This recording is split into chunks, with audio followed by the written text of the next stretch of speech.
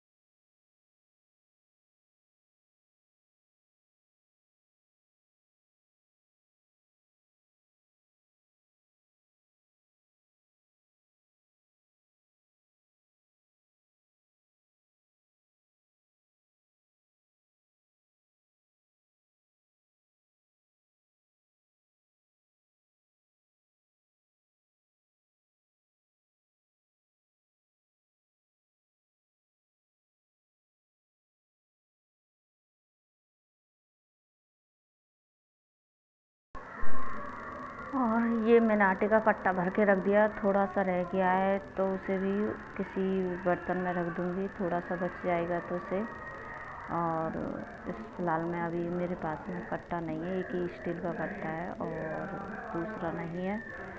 अभी फ़िलहाल मैं इसी को मैं रख दूँगी और इसी के ऊपर इसको रख दूँगी और इस तरह से मैं भर दूँगी आटे को कट्टे को।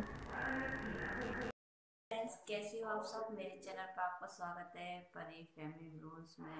और आज नाइट हो रही है और नाइट में बात कर रही हूँ आपसे।